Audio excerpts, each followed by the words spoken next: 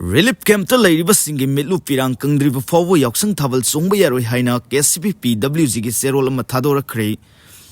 Mayum thadok-tuna leiraba mayum leitana leiringai amadi makhoi gi mitlu pirang kangdringai fawa thabal songba yaroi haina aina thingjinkhre Manipur gi lalholub ama oiriba Kangleifak Communist Party KCP gi People's War Group ki PRO chingkhai nganmana khujek piduna press ta thadorok serol amana hairi. Serol asina hai chaisat lamta thagi tarangani fanba nungthil purnima numittagi haugadoriba yausang kumaina lakpa asida KCP PWG na kanglei miyamda yaifa paujel pizari yausang kumaina lakpa asida kanglei miyamna ithak irang aki amogda tawbagi mahutta sana khonabada hena mijeng thamduna afaba sangthokpa sanaroi ama puthokminaduna afaba khunai ama sembada mijeng sangsin minasi lisang sinna lakpa yausang kumaina lakpa asida kanglei sa singna kanglei pak asida riba awa ana leita daba kayabu kokthoktuna kumhai irangda tawraga yausang gi thabal songbadi yaroi hairi serol asina hairi haukiba kumja 2023 gi May 3 dagi ngasi phawba miramdagi lakpa iramdam kanglei pakbu khudum sanaba honarakpada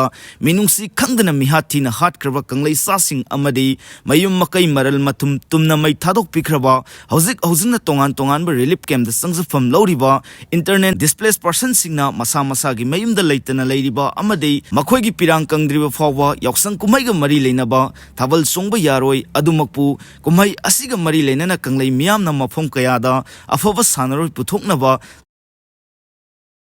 pungning thogani ni haikre maka satharpo oina maikai kayadagi yausang manungda harau kumai saksa haijanaba tawbiganu haibo wafam sing thamnarakli sahi asigi lakliba yausang kumaiga mari leinana harau kumai saksa haijanaba tawbiganu haina kendra mari gi oina leiriba kwa kaithel apunba maira paibi lupna thadorokpa serol amana hairakli serol asina makhata na hairibana hojik leibaki oina tangdu leitadaba asi kari thokadage hayeng kari thoklagaba haina mihun chengum chenga naringai mayum maikai thadokutuna lanjenaduna leiriba awa ana tarbasing amadi iroibak iramdam kannabagi damakta mayum makai thadokutuna tumpham safam khangdana lelibasing iroibak ki damak thawaina pontha pikhrabasing thiba khangdana phumbangnana leiriba kaya singidamak khallaga lakliba yaksang sida lekai da leiriba isa isu singna thabal songba isei nongmai lila saksa haijana bani singba amatta pangthok pidana wa haiduna lupki maikai dagi hairi loinana wafam sida miyamna sogot piganu aikhoigi iramdam ase tangdu leitaba leitriba fawbadi harau kumai amatta pangthok minagumsi haina phongdorakli